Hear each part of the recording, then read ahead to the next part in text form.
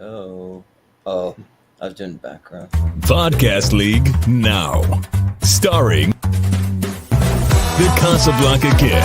He turns good taste into bad.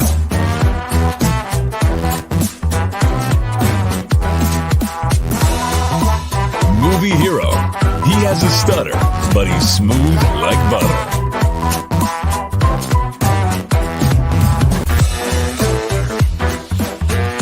And Pez, with the ability to Pez.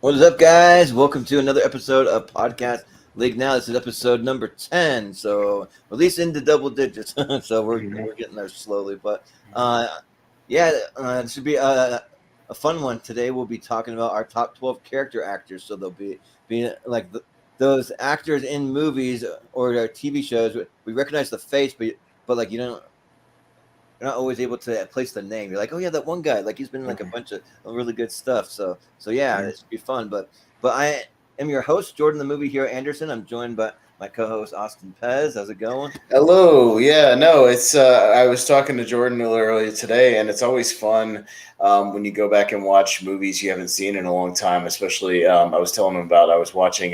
Don't ask me why. It's for another show coming up. I was watching Pearl Harbor, the Michael Bay movie. But I was seeing, throughout the movie, all these people popping up, and like them now, but you didn't know them then, like back in 2001. And you go back, and I was telling him I see like, oh, there's Michael Shannon, there's Herschel from The Walking Dead, there's William Fichtner, there's Brian Haley, there's like all these guys that I know now. That it's fun to go back, like when you've really looked at movies over the years and like studied all these actors and things, and it's kind of fun to go back and see who pops up and what. But yeah, that's what we're talking about tonight. Is there was even a documentary, I think, Jordan, that I saw once. It was called I Know That Face. And it was like, all the interviews with all these character actor people, who, are known for that. Oh, who's that guy?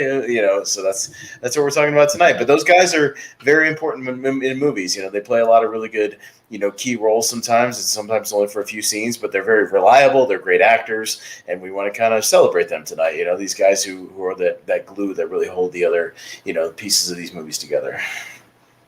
Yeah. And we each might have kind of, pretty similar definitions of what constitutes a character actor, but some of us might be a little looser than others, maybe. We'll see.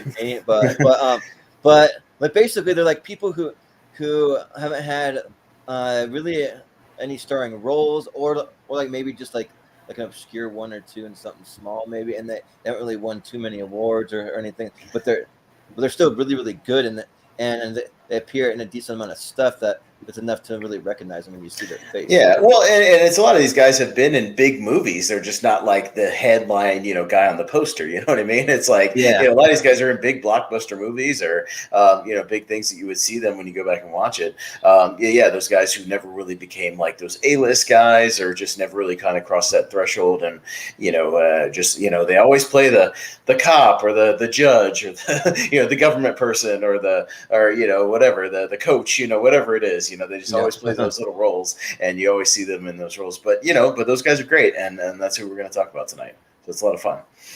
Yeah. But usually on Podcast League Now, we like to kind of catch up a little bit, just see if there's anything new or anything else going on. We've been doing it more weekly now, so it's easier to catch up when we had some space in between. But I don't know if you have anything new you've been up to or anything else going on. No, again, just watching, watched a lot of wrestling this week, getting ready for our sister show, Lonely Marks. So there's a lot of wrestling going on this week. And, I haven't really been to the movies that much because, there hasn't been a whole lot coming out recently. I think Nope was the last movie I saw in theaters. And then, we talked very briefly before the pre-show that we've both been enjoying the new episodes of Beavis and Butthead. Those have been fun on Paramount, Yeah, no, and if you notice, it says Mike Judge's Beavis and Butthead as the official title because Mike Judge, I heard a interview with him recently. He didn't actually own the rights to Beavis and Butthead until recently. Really? He had a long legal kind of thing over getting the actual rights back because of kind of how he how the distribution was back in the day with MTV. So getting the actual character rights back was a little difficult. But this new deal he has with Paramount, obviously, we both saw the movie as well, that Beavis and Butthead, around the universe or whatever, whatever it's called. Yeah. No, that was a lot of fun as well. So yeah, I'm glad there's some new content there because I really enjoy Beavis and Butthead. I'm a big fan. Yeah, same. I'm a big Beavis and Butthead fan. So yeah, and they really just jump right back in with all the like really fun stuff that you remember from Beavis and but it's one of my favorite things when they're reacting to stuff. Like they react to like some like TikTok stuff now, and then a few music videos. Like I kind of miss the days when they're doing like the hard rock music videos and all of that. But I mean, it's still fun though. Like there's some pretty funny stuff. Like I won't give anything away, but it's just funny to like see like the way that they react. Just reminds you kind of the good old days, Yeah, I think my favorite, again, I won't spoil too much, but my favorite sort of segment that they've done so far, one of the just the regular segment things, is there's one where they think they're going into an escape room and they just go in the bathroom by mistake and think the bathroom is the escape room, and it's really funny. It's really funny. There's another clue. It's just clue. It's with the toilet plunger, the plunger is a clue and all that stuff. It's really funny. So I highly encourage it. Yeah, he hasn't lost a beat. I mean, you can tell Mike Judge, especially with Beavis's voice, is struggling a little bit to hit those higher notes like with Beavis nowadays. But it's fine. I mean, like I can forgive that. I mean, it's been 25, almost 30 years, since he did that. So I can forgive that. But his Butthead voice is a little more mellow, so that's a little easier to hit. But everybody else is spot on. Like he's still doing Van Driesen. Van Driesen sounds great, and all those other characters. So it's been really fun so far. So I can't recommend Paramount enough. Like they got I think it's the first 2 episodes are up right now as of this recording. So I'm assuming they're going to do like a full season, obviously, but really good. And I recommend the movie as well. The movie's a ton of fun. Yeah, and I'm hoping for like weekly episodes because I tried to look at when they're going to release some more episodes. I couldn't really find a lot of information. It was the same way of like building up to Beavis but not a lot of information until like right before it actually happened, and then you got something. And then it seemed like it was like the movie dropped, and then all of a sudden, like people were posting about the new episodes dropping. And I was like, the new episodes are out. Oh, okay. I knew that was dropping, and it just did. Yeah. But that's fine. I've been watching them on my breaks at work, so that's been a good time. And yeah, I'm a big fan. So I'm happy he's back into it. It's good stuff. Yeah, and I just shout out a couple of people in the chat. Chris Scott was tuning in on his work break. We would have had you on, Chris, but obviously you're working, so we'll get you next time. You're not working, but yeah, thanks for tuning in. And then we got Brian Nussbaum. He saw the Beavis and Butt stuff too. He liked the BTS stuff. Yeah, that was pretty good stuff too. Yeah. But like Butthead, he gets to. Oh, Beavis gets it. Beavis got up and started twerking. Like, twerking. Yeah. He's like, I don't know what's going on. I don't know. I kind of like this. What's going on? And he just started dancing on the couch. Like, it's good stuff. Yeah, and then but it's like Beavis, get out of my house now. And he's like, I think I live here too. Yeah. Yeah. It's funny. Yeah. But yeah, it's good stuff. And I mean, I don't have a whole lot of anything new. They got a little cooler here, which is kind of nice. It's only like in the 70s today. Like I was shocked. I was like, because we've been having a big heat wave where it's been like a high 90s, almost 100 degrees here. But so it's kind of nice because I don't have any AC in my car right now, so I'm having to sweat it out through the summertime. I have a kind of ghetto setup with a big giant fan that I hooked up. But like the thing is though, I got this power inverter and so I started with a small one that just had plugged in. I think it was like 140 watts, and that would kind of power it, kind of not. And so I upgraded to a 400 something watt power converter. I think 450, and that worked for like a week, and then it crapped out on me. So I went back and exchanged it, and the second one crapped out on me. So then I'm like, okay, do I need something bigger? I got a 1,000 watt one, and that one worked really well for like about like a month and a half, and that crapped out on me. So I think that I figured out that the power's not with any of these power inverters. They're with the actual outlet, my little outlet on the car, and the little cord. Actually, I saw like that goes from the inverter to my car. I saw that it says like like a max output of 140 watts, I think. So like it Yeah. doesn't put out like It's going to as many short out watts. your cigarette lighter if you run it too much. Yeah. Yeah. I think that they want you to like plug it directly into the battery, but it's like I don't know how I'm going to do that while I'm driving. That's not going to work.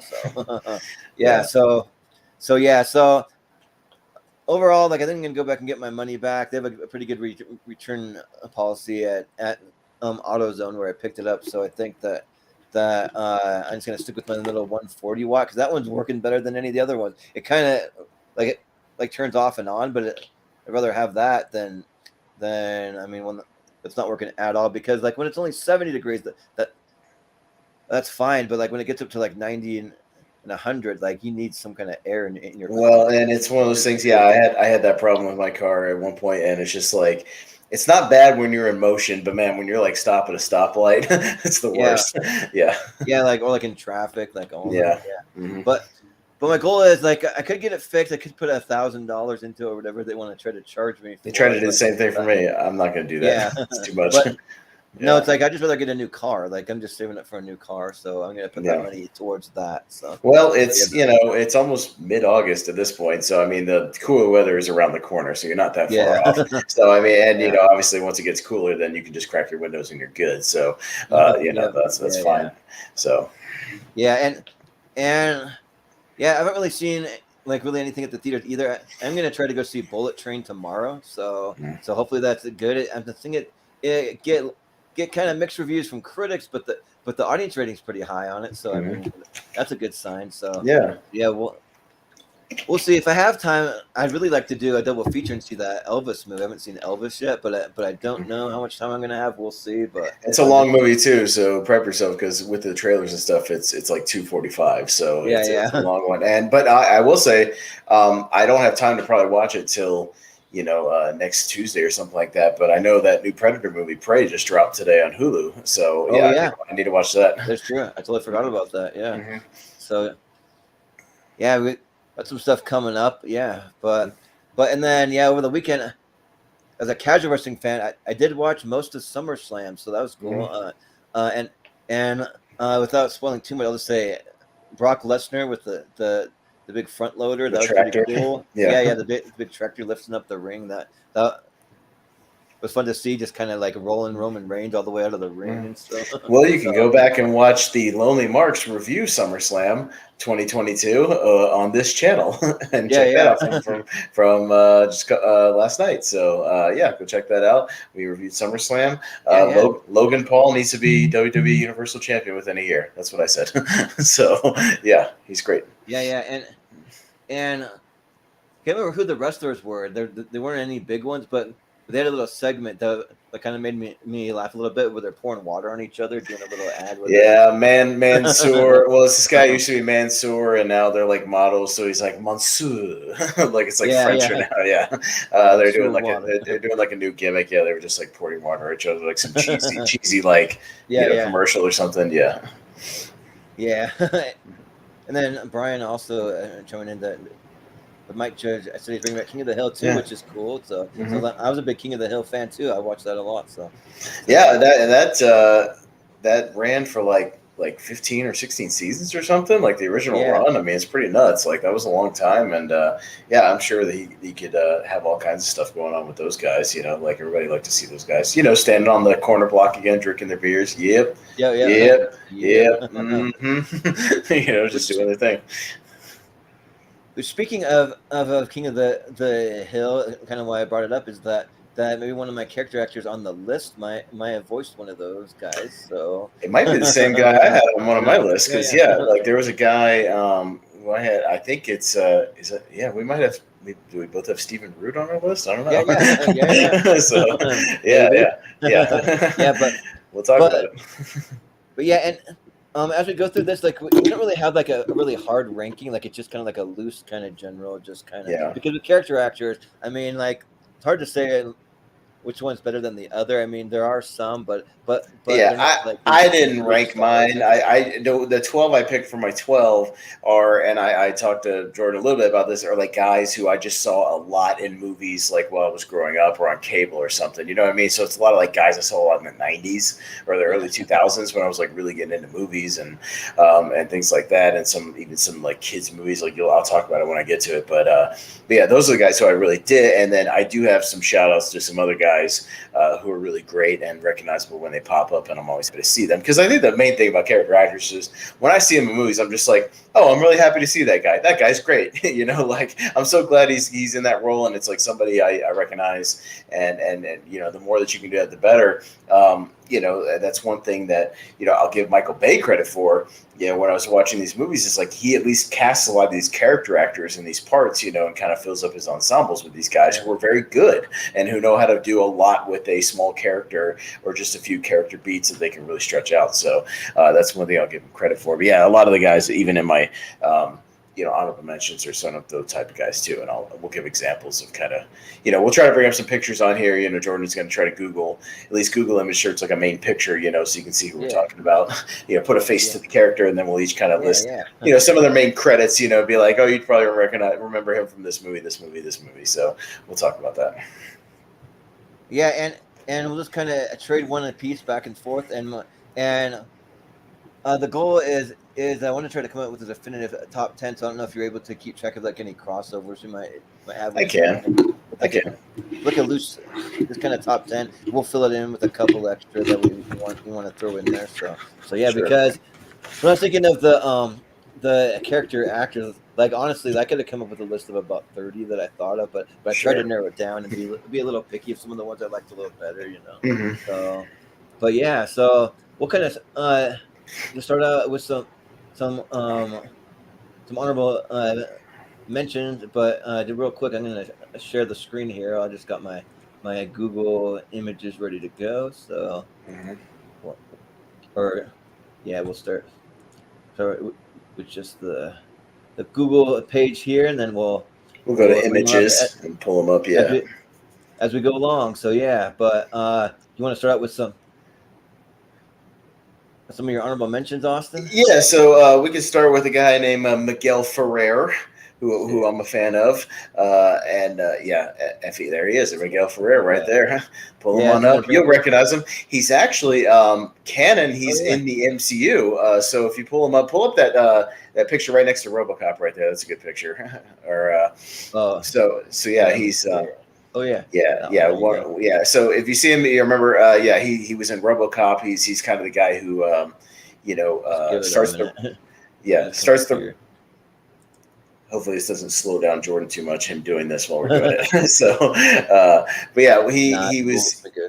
Yeah, I saw him in RoboCop a lot. He's in that movie. He kind of starts the program, and. You know, he gets kind of killed later in the movie, sabotaged. But that's where I kind of first knew him from. And Jordan, he's actually in the MCU, or at least for a little while, he was the vice president of the United States. If you remember in Iron Man 3, he's Bill Sadler's vice president. And he has like kind of a role in Iron Man 3. So if you remember, he's in the MCU. And Bill Sadler, who plays the president in that movie, is another character actor who's really great. I don't have him completely on my list, but he's one of those guys who was in Die Hard 2, and he was in The Mist, and he's in a million other movies. So, but yeah, that's Miguel Ferrer is one of my first ones. Well, hopefully you can see it pretty well. I was trying to see if I could bring it up full screen. It's not that's fine. You can see it. Yeah. So yeah. It'll just kind of come up like that. Even when I zoom in, this is me zooming in. It's like no, it's fine.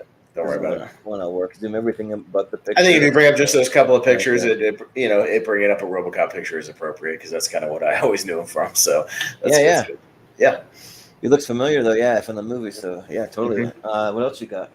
All right, so next one I'll talk about is Bradley Whitford, who you guys will probably know the name, but he is, especially recently, he was in Cabin in the Woods.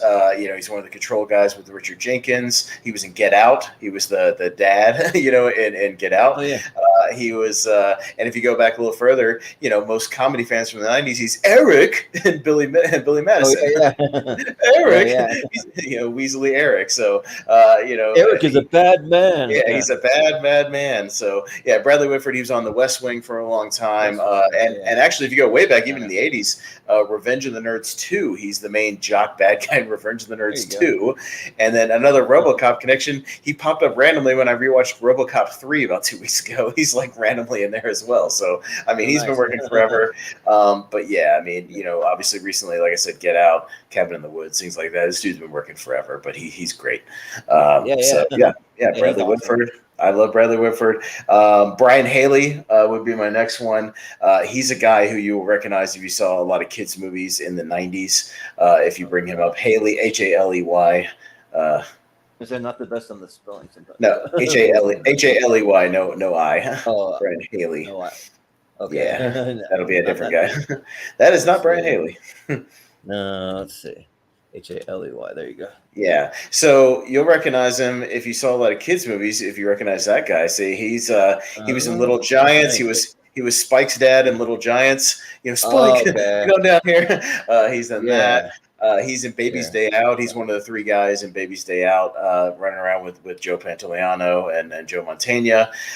He popped up in Pearl Harbor as well in an opening scene. He was in there.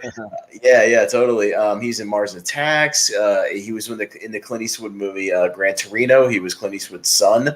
That kind of pops up in and out of that movie. Brian Haley. He's a big dude. He's actually a stand-up comedian. You can find some of his stand-up online. He was on episodes to Make Me Laugh on Comedy Central. So one of those guys who kind of was a jack of all trades. But Brian Haley, always a fun presence. Obviously saw him a million times between Baby's Day Out and Little Giants a lot when I was a kid. So he was a mainstay. But a big dude, the big buzz cut, all that stuff. I'll bring up MC Gainey, who was a fun guy. MC Gainey, you might recognize if you're a fan of the original Mighty Ducks. He's Emilio's driver in that movie. He was with the Grand Funk Railroad back in the day. He's also. He's in Lost. I've seen him in. He's one of the guys, like one of the first guys from the boat that confronts like Michael and those guys when they try to leave. You see Lost Pedia over there. Lost Pedia on the right there. He's in Lost. And he's also in Con Air. He's Swamp Thing, the guy who starts flying the plane in Con Air. There he is. There he is right there. There's a picture of him in Con Air with the long hair. That's him. Yep. He pops up in a bunch of stuff. He's always playing like a criminal guy or country boy, or whatever. He's Justified. It says Justified. Yep. Mm-hmm. It's kind of interesting because I think about 3 or 4 of the character actors I have are all in Justified. It's kind of crazy. Yeah. No, I mean, these guys always work TV shows, and pop up on random TV shows. A lot of the older guys I have popped up on, shows back in the 70s and stuff. So, so MC Gainey, he's a lot of fun, who always pops up. My next one will be Gary Cole, who a lot of people will know as Bill Lumbergh in Office Space. Yep. Lumbergh. I'm gonna need you. Reports. The TPS reports. But he was also in. There he is, right there in Office Space. So Bill Lumbergh. He's also in if you like the movie Bedazzled with Brendan Fraser, he's one of the main guys that keeps popping up in all the fantasies and Bedazzled. He's in Pineapple Express. He's in 100 movies. He's always great when he pops up, and he's kind of versatile, so you don't always recognize him, but he's a lot of fun. So there you go. Gary Cole. So my next one might be a little hard to spell, but hopefully Google guessing will help. Pete Postlethwaite, who I'm a big fan of. Pete there it is. Postlethwaite. There you go. Postlethwaite. Yes. Pete Postlethwaite. He passed away a few years back. But you recognize him. He was in The Lost World. He's Roland. The Lost World. Hunter. Yeah, That's what I he's the remember. big game hunter. He's in Alien 3. He was in The Town. The Town was one of his last roles with Ben Affleck. He's the florist gangster guy. Yeah. Yeah, he's just been, another guy who's just in 100 things. Steven Spielberg himself said he's one of the greatest actors he worked with. Yeah, he was in Less Than the Mohicans, Romeo and Juliet, all kinds of stuff. So, yeah, that guy's been around forever. He's always fun. When he pops up, David Paymer is another guy I love who you'll recognize his face almost immediately. David Paymer is that guy who's in, another one of those guys. He's been in a bunch of Disney stuff. He always kind of plays a dad. He's kind of similar to Kevin Pollak. He just is always like a dude that, he pops up in Night of the Creeps and and a million other things. So, yeah, I mean, he's just a guy who's constantly in stuff just as a parent or something.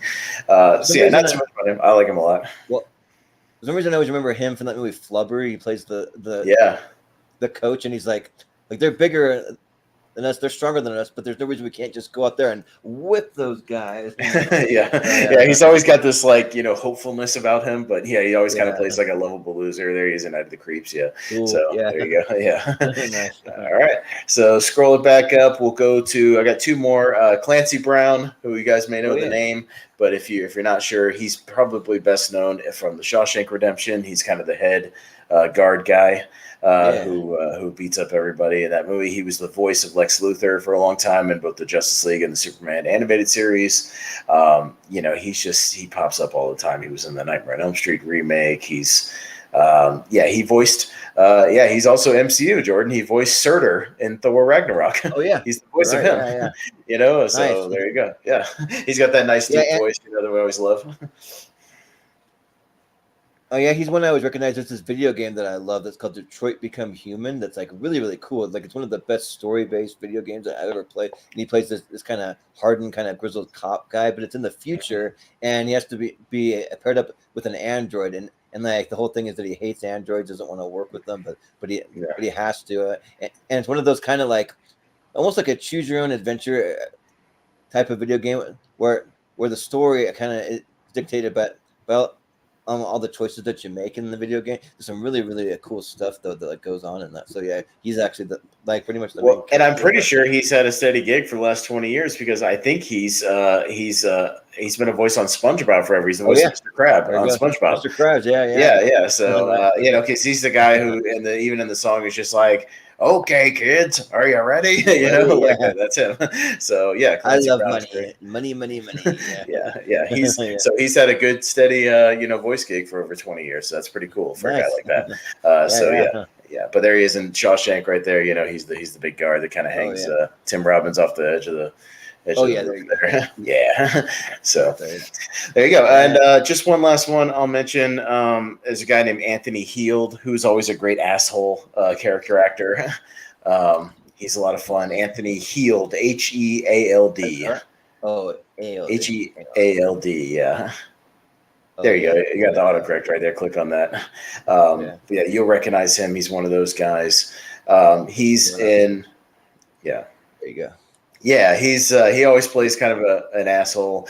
He's in a movie I'll talk about later called Bushwhacked with Daniel Stern. He's the main bad guy. You see him right there. He's in Silence of the Lambs. He's the main psychiatrist in Silence of the Lambs, the guy that leads Clarice down there, is talking to her. He's in Accepted, the Justin Long movie. He's the dean of the other school who they have the little, the hearing against. Yeah, but he always plays just kind of a Weasley dickhead.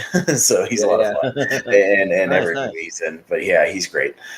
So always, these guys are just reliable, sort of side villains if you need somebody to fill one of those, officials or, one of those, one of those kind of school or government guys. Like he's always great. So yeah, there you go. Just a couple of extra shout outs for guys I really like to see. Yeah. I'll bring up some of mine, and may have a few crossovers. We'll see. I'll kind of let you know here. But the first one that I wanted to bring up is a guy. His name's Jimmy Simpson. So main thing that I know him for is he's been in quite a few episodes of Westworld recently. But he's been in like well, all kinds of things. You'll probably recognize the face when you say, no, not Jessica Simpson. Jimmy Simpson. You Yeah, spelled it wrong. that's why I was typing too fast. There you go. I Yeah. think it's Jimmi. I think that's how Is you it? spell Okay. it. Oh, Jimmi. But anyway, you can kind of see him there, though. All right. He just, yeah. So like, he's one that like, if I look up some of his credits here, because he's a guy that just pops up everywhere. He's on like a few episodes of It's Always Sunny. He's been in Black Mirror. He had his own episode there. Yeah, just kind of one of those. He was in like a pretty good run on the show Psych, and yeah, he just kind of pops up all over the place. So here's kind of some of his. One of those guys who's just on a lot of like modern TV shows whenever you need somebody reliable for a couple episodes. Yeah, totally. You see him there in Westworld there, yeah. So so yeah, but All yeah, right. so that's my first one. Let's see. Then I got one of your favorites, Austin. I know you said that you're that he's not one of your favorites, but I'm gonna bring him up. Giovanni Ribisi. Oh yeah. I don't think I've ever liked any of his characters he's ever played. Like I just don't. He's a weird dude, and yeah, he was recently in like I said, The Offer, that Godfather show. He plays the gangster. He's just doing this weird voice. Yeah. He's kind of talking like this, and let me tell you something out loud. This is what we're gonna do. It's just weird. I don't think he's ever played a likable character. And it's funny, he popped up in. He was in Pearl Harbor too. I was like, God damn it, he's in everything. Yeah. He pops up in that as well. I was like, damn it, I can't get away from Giovanni Ribisi. Yeah, like recently I've seen him in a lot of Seth MacFarlane stuff. Like I know that like he does a voice for recurring voice from time to time on Family Guy. He was in Ted as like one of the kind of just like not very likable guys again, and that's always trying to like make money off of this talking bear and kind of go after him. He's in he was in Boiler Room, he was in Avatar, he's in a bunch of stuff. Like I say, he just popped up on The Offer. He's everywhere. I just don't really like him. I just don't like him. It's just he's a weird dude. He always plays a creepy guy. Yeah, that's like in A Million Ways to Die in the West. He shows up there. That's another Seth MacFarlane. So yeah, he's all over the place. But yeah, I had to bring him up for you there. But that's fine. The other one I want to bring up Robert Patrick, because I don't know if he's really had. Well, I mean, Robert Patrick has been around for most people know him. He's the T-1000 in Terminator 2. Yeah, totally. And he never really broke through as like that A-list guy, but yeah, he's been in a ton of stuff. He's on Peacemaker right now. He's on Peacemaker as Peacemaker's dad, and he's great. Like he might be like my favorite part of the whole series. Like he's really funny. Yeah. But yeah, most people know him. If you just say the T-1000 and T2, that's Robert Patrick. Yeah. He's in Peacemaker. He popped up as the T-1000 in like Wayne's World. Yeah, he's he's been he was in The Faculty, one of my favorite horror movies. He's the coach in The Faculty. He's always fun when he pops up. Like I like Robert Patrick. I almost I didn't get a chance to the last convention that rolled through Knoxville. I just didn't have the money to go, but he was there. I really wanted to go and then get a picture with him because I love Robert Patrick. Get a nice T2 picture to put up next to my Sarah Connor T2 picture. So that would have been good. He was also in the X-Files too. He took over once Mulder. Oh, that's right. Yeah. That storyline, like he shows up as like the replacement for him for a while. So that's when a lot of people unfortunately tuned out. But he's a good actor, and people shouldn't have tuned out. He's a good guy. Good actor. Yeah. So let's see. Next up, so I want to bring up John Carroll Lynch. Oh, John Carroll Lynch. He was almost on my list. Yeah, he's in my favorite disaster movie, Volcano. He's the guy that falls into the lava and tosses the guy, and then he gets melted by the lava. He was on American Horror Story. He was the creepy clown guy on American Horror Story recently. A few years back. It's funny because the first time I ever saw him, he was on the Drew Carey show, just kind of playing this like kind of goofy goofball kind of guy that was married to the big Mimi girl, with all the makeup on and stuff. Well. And right there in the middle, he's in Zodiac. He's the guy they question and think is the Zodiac killer right there in Zodiac. So, he shows up in that movie. Yeah, like I can't remember that. Like that, they're like pretty sure that he is, but they never are able to solve it. So They're never able to lock down the evidence for like it's all circumstantial stuff, and they're never like able to lock it down. But they're like pretty sure it's that guy. So like that scene is really tense because they go to his job and they're like interrogate him. Yeah, got John Carroll Lynch. He's in Gran Torino. Remember, he's the barber he always kind of jokes about, you Irish prick, the Irish prick barber. So he pops up in a bunch of movies. He's great. I love John Carroll Lynch. Yeah, he actually has like a pretty cool like episode where he just pops up on The Walking Dead, where he just plays this guy that's kind of hiding out, just like in this little cabin thing, and he teaches. I forget the name of the character, but it's the black guy that's like from the very beginning of the whole right. story. He's the one who teaches him down the line. Yeah, he teaches him how to do all the stick stuff. Yeah, with the stick fighting. Yeah, and then like he. I kind of teach Morgan. Him do what he's teaching Morgan, and also the whole thing he was trying to make like butter with all like the goat's milk and stuff, and he couldn't quite get it right, and it kept going bad, and like he couldn't get the recipe right. But yeah, he teaches him all that stuff. Yeah, he popped up. That was a good episode. But he teaches him like this way of like fighting really well without actually killing people, because he's kind of like an anti-killing people, because he thinks that there can be a better way in this post-apocalyptic world, and so that kind of carries on to some of the other characters, because once Morgan joins the main group, he teaches it to Carl and like some of the other guys to kind of be that way too. So yeah. But John Carroll is just great. I love that. Yeah, he almost made my list. I very much consider it. So he might end up making our overall list, because I came this close to putting him on my list. So I really like John Carroll Lynch. Well, one of the guys that we kind of talked about off air, we talked about Danny Trejo, which he's probably one of the like more well-known guys. Yeah, I just didn't want to put it on there because I thought that would be a little too obvious. Danny Trejo is just everybody kind of knows Danny Trejo at this point. I think he kind of has crossed that threshold. I've got a picture with him at a convention. Obviously, you look at him, he's Danny Trejo. It's Machete, it's From Dusk Till Dawn, it's Con Air, 8 million other things. It's just tons of stuff. So we don't have to get too much into Danny Trejo. He's Danny Trejo. No. And that's why I kind of left him as more of an honorable mention, just because it's like one that's like probably easily one of the most recognizable ones, but I figured I'd just leave them as an honorable mention. So. Sure, we'll showcase some other people. Yeah, but then another one that I have J.O. Sanders. I know J.O. Sanders. Yeah, he's I think he was also on The Walking Dead for a minute. But yeah, J.O. Sanders, I think he was in the first Hellboy. He was he's been in a million things. Yeah, he showed up in a lot of stuff in the 90s as well. He's one of the announcers from Angels in the Outfield. He's the guy. Yep. That's like, he's I'm Ranch Wilder, the voice of the Angels. yeah.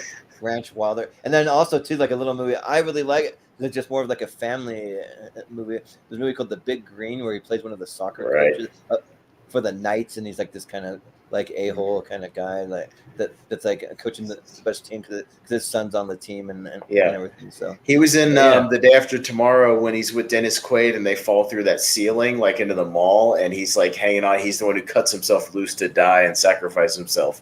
He's in his so that's a memorable scene. But he was because we said Big Green Angel. These guys who just showed up in a lot of 90s movies and always kind of played like an asshole. Another guy who played like a family asshole. Exactly. He's just got one of those faces you never trust and you don't really like, and it's just one of the guys that are fun to hate. Yeah, totally. Yeah, but this one I'm gonna, because I can never quite spell it right. I have it written down. I'm gonna just copy and paste it. But like Neil McDonough or McDonald. Neil McDonough. Neil McDonough. He's Dum Dugan in Captain America, the First Avenger. He was in Star Trek First Contact. No, that's not him. I don't know how to spell it. I don't know if you know how. I probably had it wrong. Neil McDonough. It's like D-O-N. McDougal? No, McDonough. Right, the second one. Neil McDonough. McDonough, yeah.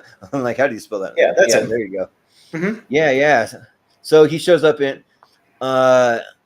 speaking of Angels in the Outfield, it's like the really dumb kind of comedic guy from Angels in the Outfield. He's the pitcher who sets and sets and sets again. Yeah. Sets again. Yeah. But recently though, like he's been showing up in a lot of these generic action movies, kind of like he just keeps showing up over and over again. You know, He's like the cheap villain guy you get when you can't really get like an A-list villain, because he was in the Walking Tall movie with The Rock. He was like the generic kind of villain guy who owned the casino and that. If you scroll back up, he has his Star Trek picture from First Contact. He's kind of plays like that officer who turns into a Borg at the end of the movie. Yeah, he's right there. He showed up a ton. Like he's everywhere. But like I said, another MCU thing. Yeah, like I said at the beginning, he's Dumbo Dugan in that scene in the first Avenger. So he's the guy with the derby hat. You know, like I think he shows up in like one of those Dragon Ball movies or something like that. Some of those. I think he's one of the villains in the Dragon Ball. Yeah, just, you know, one of those guys.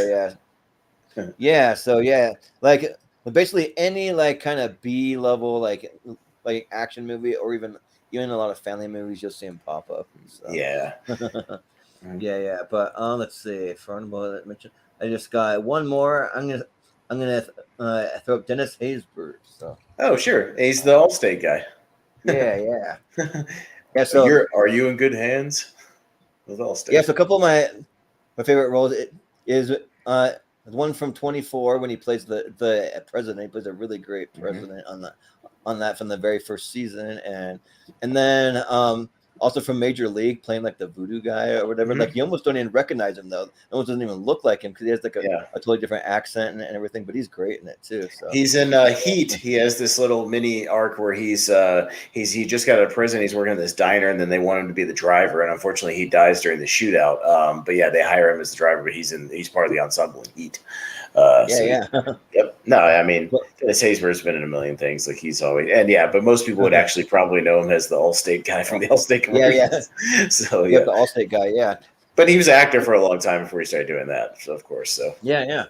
So that doesn't matter what mention. So we can kind of. All right. So now we'll go back and forth on our actual 12. So we'll bounce back and forth. Whether you want to go first or I'll go first, we'll run them down here. So. Maybe since I let you kick off the you go ahead. Maybe I'll go first. Okay. So the first one might be, I don't know, like you have to kind of because like one of these guys that like I don't know if he's really had a real leading role, but he's been in some big movies. That's the thing. So it's just kind of.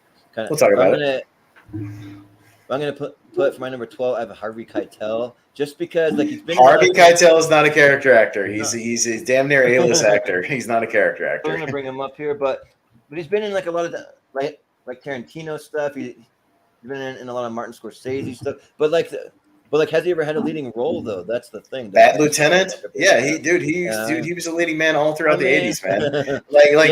You were bringing up like Mickey Rourke. I'm like, Mickey Rourke was an A-list like Hollywood hunk for a while, man. No, he's an A-list guy, dude. Like he just doesn't work much anymore. But no, he was in a bunch of 80s movies. Yeah, as much. Yeah. So like maybe a lot of the movies where he was a leading a person in the movies, I just maybe didn't see him as much. I just see him as like all these side characters, like showing up in Pulp Fiction as the guy that like cleans up all like after the murder and all of that. Like, and then in like let's see, so he shows up in Pulp Fiction. Here's the Reservoir Dogs. He's like the top guy in Reservoir Dogs. Yeah, Mr. White from Reservoir Dogs. Then he shows up in Taxi Driver, that guy with the long hair and the hat. He shows up in Mean Streets. He shows up in Moonrise Kingdom. He shows up in The Last Temptation of Christ. Even Dusk Till Dawn. He's in that. So like that one's kind of borderline because like he's been in a lot of big things. But I just wanted to include him because I don't know how often like he's really been a lead actor. Maybe like before my time, I guess. But here's the thing: he's always at least top 2 or 3 billed usually because he's a big name. He's a big name. So and most of these character actors don't get like within the top 3 billing most of the time. So I wouldn't really throw Harvey Keitel in that thing. But I mean, not to say we don't like Harvey Keitel. He's awesome. Like he's awesome, but I don't really consider him like he might have been at one point, but I think it's safe to say he's a big star. Like he's a name. He's a name. Like people know Harvey Keitel. Yeah. Well, anyways, that's my 12. So who you got for you? All right, so I'll just run my down again. I don't have these in any particular order, so we'll talk about William Fichtner first. So William. There you go, Fichtner, right there. Google's got you. Just click on that. I'll do click on that. But you'll recognize him pretty quickly. Yeah. There he is, William Fichtner. And it's funny, I think 3 of my guys are in Armageddon. So that's no coincidence. But that's fine because, again, Michael Bay knows how to cast the side guys. But yes, he's Colonel Sharp in Armageddon. He's kind of the one pilot who kind of hangs around for the whole movie. He doesn't die. He's in The Dark Knight. He's in the opening bank heist. He's the manager that shoots back in The Dark Knight, that starts shooting at him with the shotgun. He's in Drive Angry. It was one of his things where he actually got to play, like, not the lead, but he was the main villain of Drive Angry, that Nick Cage movie. He was in The Longest Yard, the Adam Sandler one. He was kind of the head guard, guy, leading around Stone Cold and Kevin Nash and all those dudes. But yeah, I mean, just look at him. He's great. He shows up in everything. William Fichtner's awesome. He's still working. He's still in stuff like, even today. I really like William Fichtner. He just has like this great sort of gravitas about him. He's, always got a good presence. But yeah, he's awesome. So he's still working. He's in Joe versus Carol coming up on Hulu. He's on that show Mom, like the CBS show, that sitcom. Yeah. He's on there with Anna Faris. I think he's the dad on there. He's still working a ton. So you see him pop up in a lot of stuff. Yeah, he's one of the ones where they tried to pull a fast one on the first Michael Bay TMNT movie. Oh, right. He's like the fake Shredder or whatever. But he's not. Yeah, he's not really Shredder though, because like Shredder's got to be Asian. So So I think was it Brian T. I can't remember who they actually got to like be a Shredder. I can't remember, but it was something like that. Yeah, those semi well known Asian actors, I guess. But yeah. So let's see, for my next pick, let's see. Oh, okay. My next pick, I want to do John C. McGinley. So, of course, from Scrubs, and he's in he's in The Animal with Rob Schneider. He's in he's another Office Space alumni. He's one of the Bobs. Bobs. Yeah. What is it exactly you do here? Yeah. Of course. Yeah, he's in it. He's also in Platoon that you see there. Like he's one of the guys that's like, I don't know if we're gonna make it. Like, and he wants to go home, kind of thing. Then he's also in. He's in Point Break too, as like being like a real prick kind of guy, kind of going after Keanu Reeves' character. He does that. He's been in the Belko Experiment, that kind of office, kind of crazy, like where they're killing everyone in an office. He's been in. He was in that family movie Are We Done Yet with Ice Cube. He plays the kind of like douchebaggy contractor guy. And then he was in. He's pretty prominent on season 8 of Brooklyn Nine-Nine. He plays the head of the police union. There's a whole storyline where he's on that. He's got a little show that like I kind of relate to the Evil Dead TV series called Stand Against Evil. That's kind of him just kind of fighting these kind of zombie creature guys. And I think he's also, by the way, that movie you watched, The Rock, speaking of Michael Bay, I think he was one of Ed Harris's guys as well, just kind of roaming around in the background. So yeah, he's just always popping up. Totally. And one of the other roles that I really like him in, he's in that movie 42, playing the baseball announcer, doing the kind of old timey commentary too. So sure. So yeah, but yes, that's my number 11. John C. McGinley's always great, still working.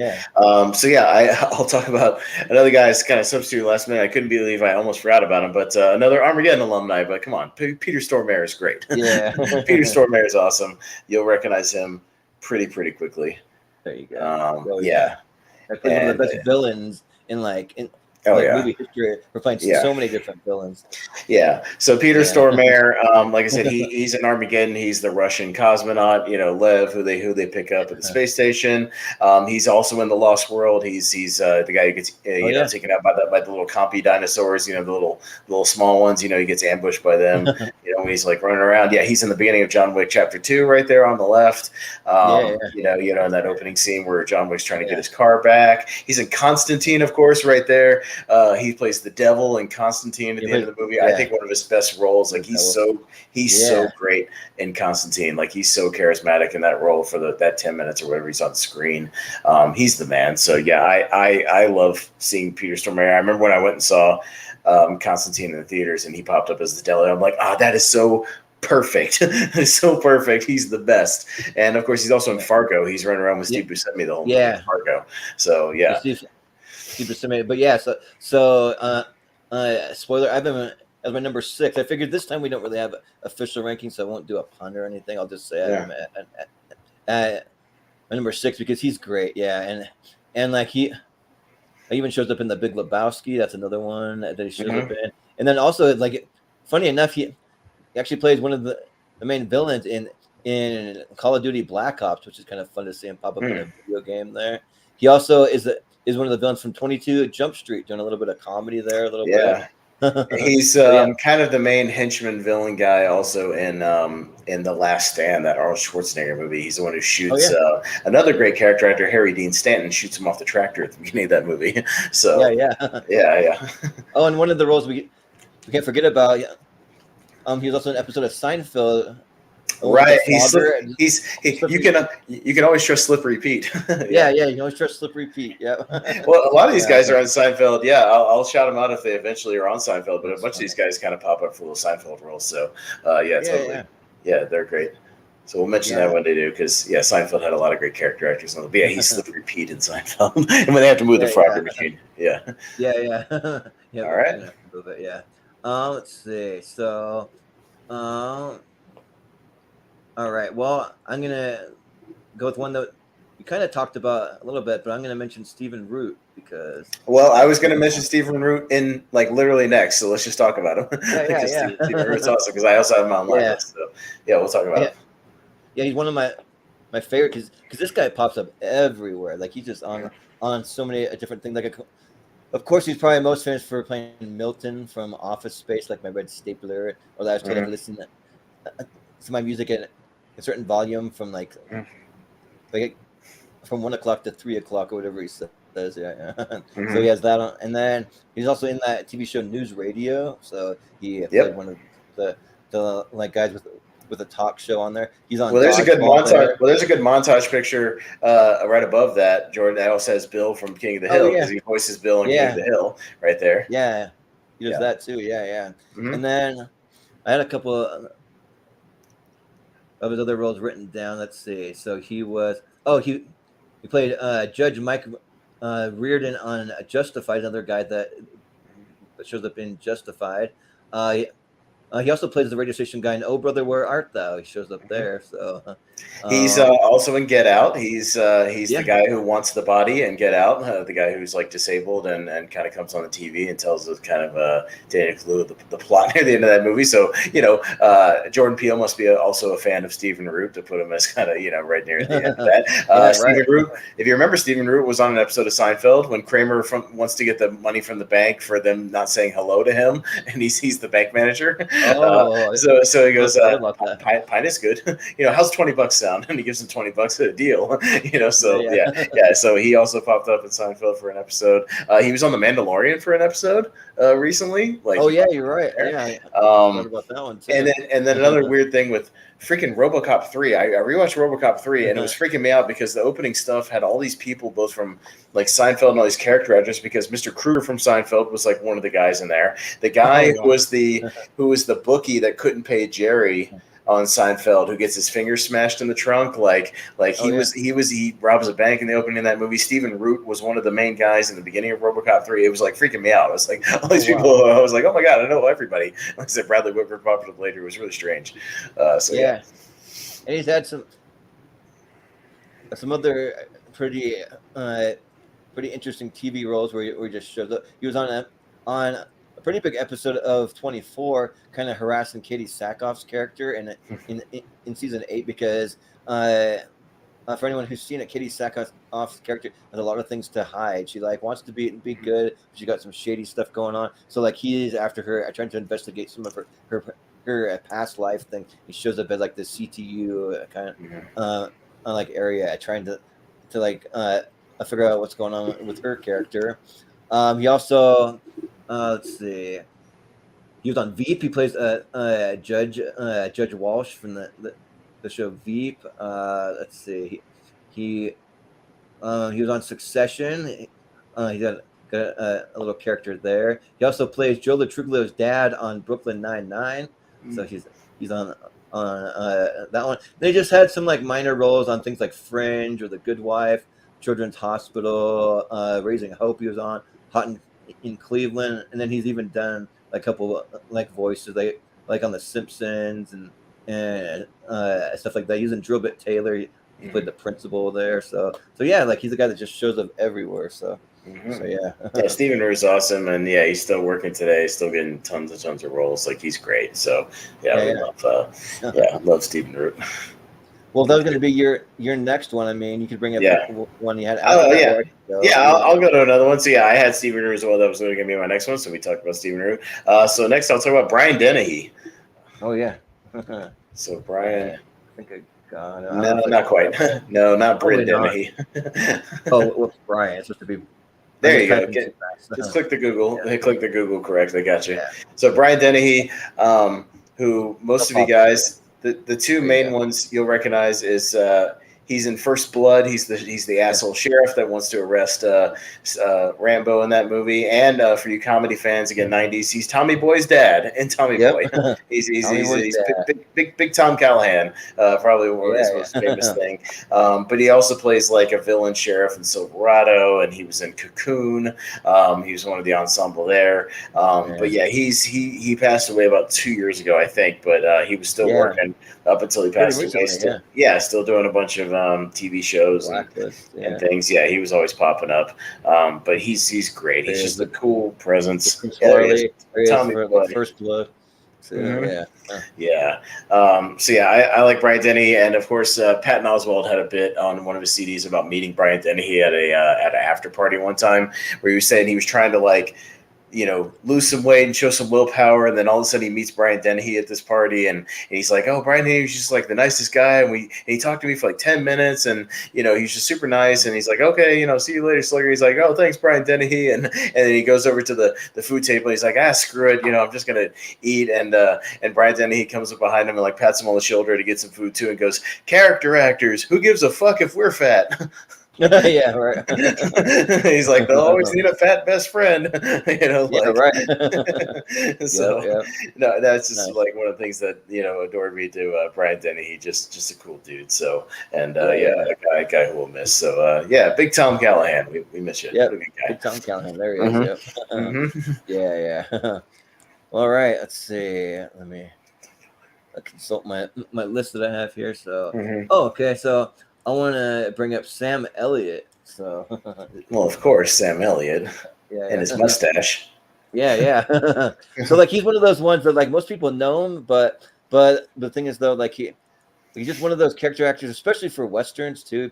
He pops up in a lot of like westerns in the late '80s and like '90s and stuff. He shows up there. One of the roles I really like him is for playing Ashton Kutcher's dad from that TV show The Ranch on Netflix. He was actually really, really good in that too. And I know that like currently he's playing in that spinoff of Yellowstone, 1988. My dad's been watching that, so I catch an episode here and there when he's watching it too. And then also too, shows up in Tombstone too. He plays Virgil Earp. Plays Kurt Russell's dad or no brother. Yeah, it's his brother in there. And then he's also in The Big Lebowski. He plays the stranger, and he's also the narrator in The Big Lebowski too. So. Yeah, well, and it's cool that Jason Reisman used him in a couple of his movies, because he's in Thank You for Smoking. At the end, he's the Marlboro Man that has like cancer that he tries to pay off at the end of the movie, and then at the end of Up in the Air, he's not credited. He shows up as the guy who like the captain for like American Airlines, who sits down next to George Clooney to congratulate him on the 10 million miles. So yeah, he always kind of pops up. I watched a movie recently where he was like the lead, but it was like a small movie. It was called like The Man Who like killed Hitler and also killed Bigfoot or something like Oh that. yeah, uh-huh. Yeah, yeah, I saw that movie. It was a strange movie, but Really? he was the lead. Yeah, and I saw it on IMDb. I'm like, that's a weird one. Yeah. yeah. Me and my parents actually ordered it on pay per view and like watched it. So yeah, it was a strange movie, but it wasn't bad. But yeah, Sam Elliott. I think he was in Roadhouse. Yeah, he's in a bunch of stuff, of course. Yeah, you know him. You know his mustache forever. Yeah. There's a guy that also shows up in Justified. In one of the seasons, he plays Avery Marksman. He's like a legendary gangster from Kentucky because that whole series it takes place mostly in Kentucky. So Yeah. and then of one of his more comedic roles, he even pops up on some episodes from time to time on Parks and Rec, playing Ron Dunn, the like kind of anti-Ron Swanson guy. Ron thinks he's going to get along with him, but then he's like the total opposite, Yeah, like opposite, politically. yeah. Yeah. And then they have those like epic stare downs where they're just staring at each other's mustaches and stuff. It's great. Yeah. And then he also showed up in the movie Draft Day. He's playing the coach from the University of Wisconsin there.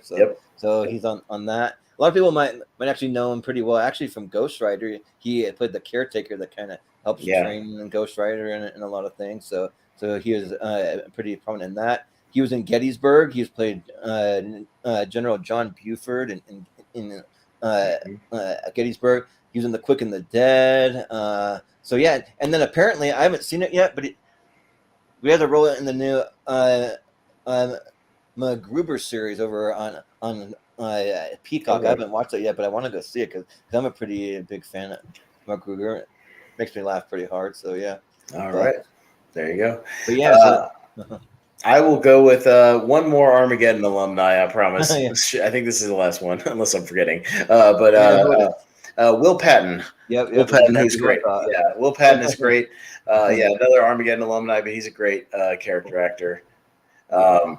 So in Armageddon, he plays Chick, kind of Bruce Willis's right-hand man throughout the movie. Yeah, he's right there.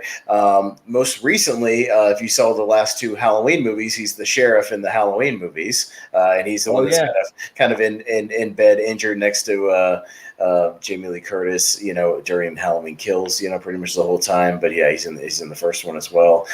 He's in a lot of, again, sort of a Disney thing. Remember the Titans? He's the coach. Oh, yeah. He's the assistant coach and Remember the Titans. Yeah. So yeah, there's Armageddon. I'm sure there's a Remember the Titans pick in there, but he's he's the other coach, kind of coaching alongside Denzel in that movie, and he's in The Punisher, the 2004 Thomas Jane Punisher. He's Quentin, who he's like the gay guy who who gets trapped in kind of this Punisher scheme. But yeah, Will Patton's always great. He's really reliable, and he's a guy that plays both a good guy and a bad guy, and he can kind of skirt the line, a little bit of both. So, but he's always awesome. I love Will Patton. Always good to see him pop up. Yeah, and recently too, he been on Yellowstone too, so I've seen him pop up there. And then he's in that. You see him here with Josh Brolin. He's in that. I forget what the movie's called, but it's where Josh Brolin finds some kind of big sinkhole like on his ranch. It's like some kind of like big giant like black hole, and he's one of the like guys that like basically the co-lead in that. So yeah. So yeah, Will Patton, he's great. But yeah, so let's see. So my next one. Oh yeah, okay. This is one that I'm definitely gonna copy and paste because I'm not gonna be able to spell it. But it's Hiroki Sanada. Is it? Oh yeah, is he Scorpion? Is he the Scorpion guy, or is it somebody else? Okay. Yeah, he's Scorpion. Yeah. So okay. So yeah, there he is. There, yeah, like he's a pretty prominent Asian actor that recently been in a lot of American films. So obviously from Mortal Kombat, but then he's also speaking of a movie that I brought up recently, he's on that movie Life that I was really high on, but like not a lot of other people were. that like space one with Jake Gyllenhaal and Ryan Reynolds. He's one of the astronauts up in the ship with them. He plays Shingen in the movie Wolverine, so he's in there with Hugh Jackman. I guess he's in this new movie. The new movie Bullet Train, which I'm going to try and catch tomorrow. He's in that one too.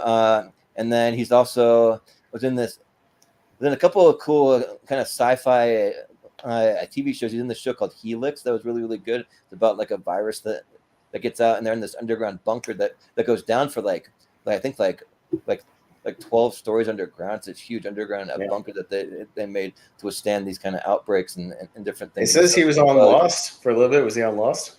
Yeah. Oh yeah, he was on Lost. It's a very minor role. Like I can't remember where exactly he pops up, but I do remember him popping up at some point, though. I remember that. Yeah. And then he was in this other sci-fi series called Extant with Halle Berry. Like that was about some astronauts on a ship, and then he also shows up in stuff like 47 Ronin. He shows up with Keanu Reeves there, and also in The Last Samurai with Tom Cruise. So yeah, and he's probably out of any Asian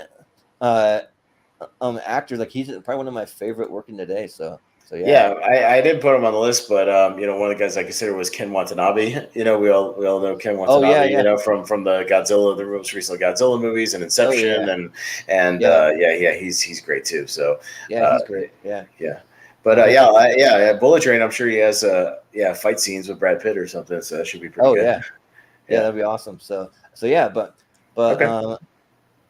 Who you got next? So next will be Mr. Robert Prosky, who you'll recognize again. He's a '90s guy, so you'll see him from a lot of '90s movies, and you'll recognize him when he pops up. Come on, Robert Prosky. He's great. Again, you don't know the name, but let me rattle off some of these like '90s movies, and you'll know what I'm talking about. So, one of my favorite movies of all time, Gremlins 2. He's the Grandpa Munster looking guy, who's going around interviewing trying to get all the footage and interviews the talking, gremlin, and he's broadcasting live from inside. He's a Mrs. Doubtfire. He's Mr. Lundy, the guy he's trying to have the dinner meeting with at the end of the movie, and the big brouhaha in the restaurant. He's in Last Action Hero as the guy who runs the movie theater in that movie. That's right.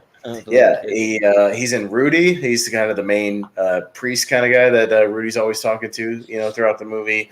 He's in The Great Outdoors. There's him from Gremlins up there on the right, or right on the right there. Oh yeah, there you go. Yeah. Oh yeah, he's the vampire guy. That's right. Yeah, he's the grandpa vampire guy who hosts like the TV show. He's kind of like Grandpa Munster in that movie.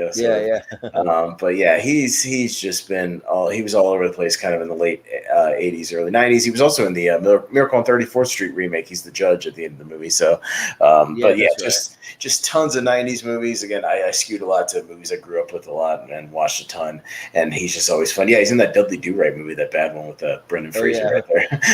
Right there. Yeah. Right. Yeah.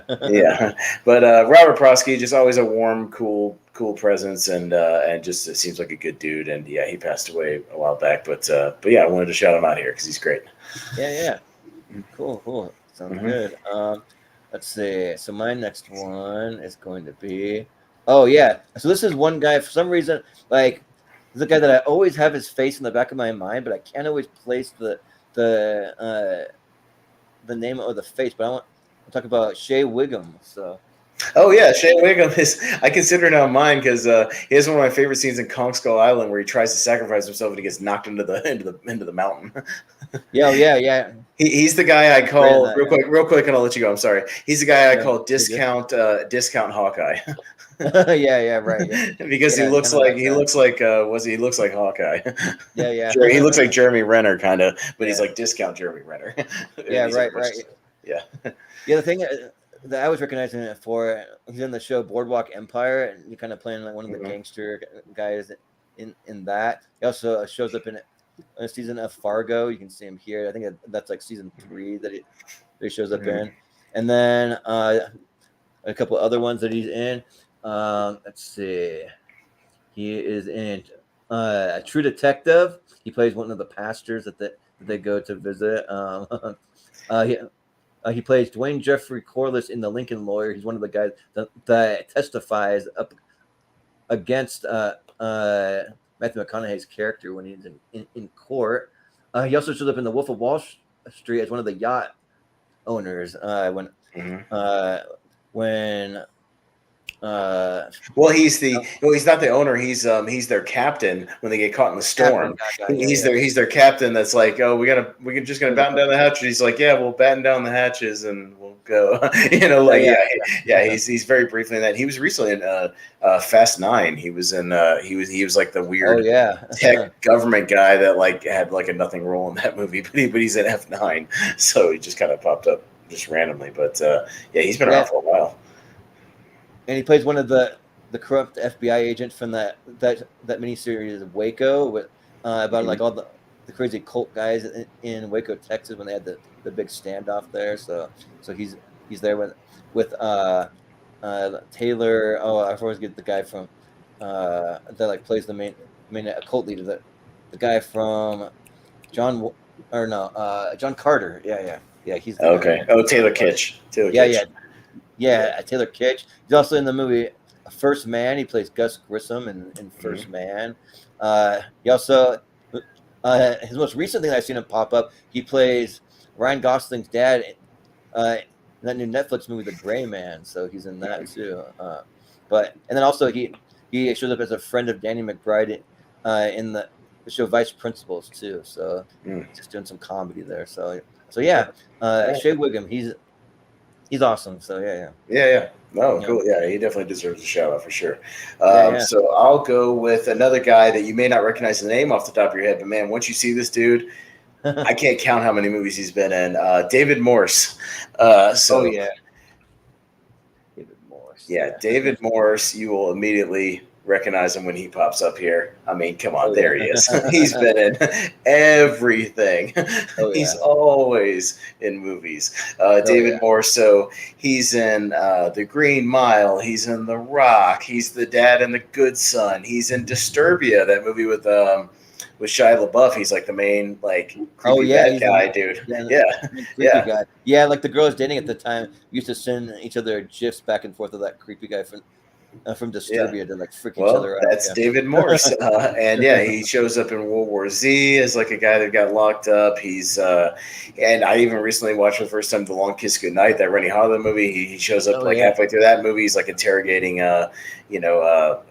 Gina Davis in that movie. He's in The Negotiator. Yeah, he's one of the like SWAT guys in The Negotiator. Like he's just always like in everything. I mean, he always pops up as like, again, an upper side guy, never really the lead, or again, the highest profile they may have been Disturbia because he was like the lead villain kind of guy, but he's always just kind of popping up in these roles, and but he's a really, really good actor. Like he's always great.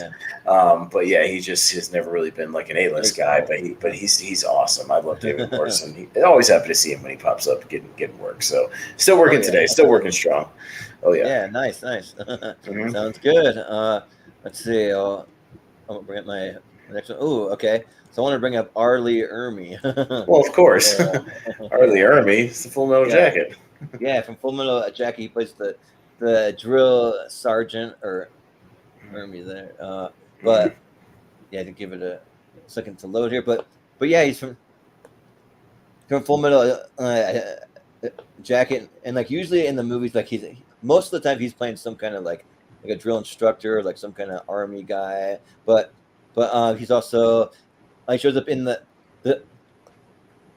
2003 Texas Chainsaw Massacre movie. He's in that one too. So and Texas Chainsaw at the beginning. Yeah, he's the fake sheriff, the not real sheriff. He's one of the fake. But that's one of his best roles outside of Full Metal Jacket. He's awesome in that movie. Like awesome. Yeah, it's one of the few great Texas Chainsaw movies that I have seen. So he's in that one.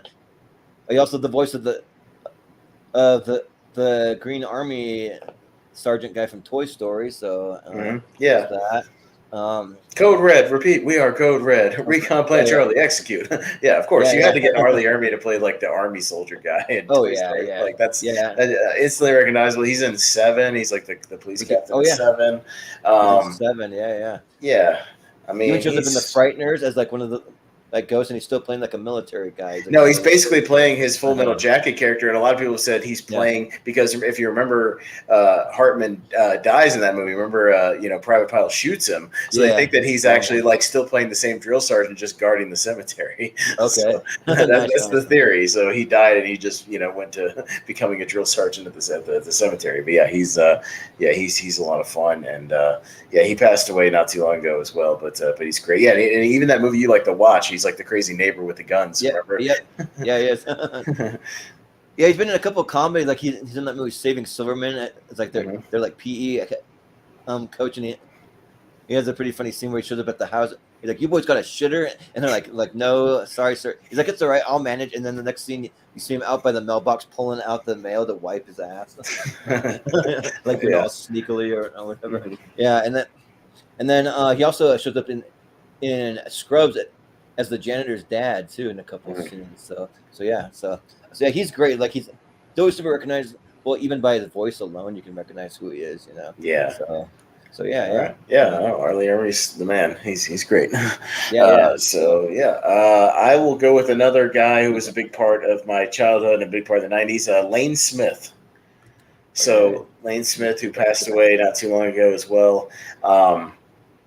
And you'll recognize him pretty immediately. Oh yeah. Lane Smith. I mean, he had been Mighty working Ducks. forever. Yeah, no, he's Mighty Ducks. He's Coach Riley from the Mighty Ducks, the Hawks coach. Yeah. Who, but what's great is I just always liked his presence. Like he always seemed like he just had this like oomph to like everything he said, like that stuff where he's just like, "You're not even a has been, you're a never was." Like it just hurts because he just has that.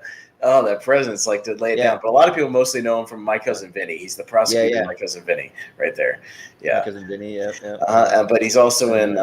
He was in Son-in-Law, that bad Pauly Shore movie. He's in Red Dawn. He plays the mayor, and then he was on.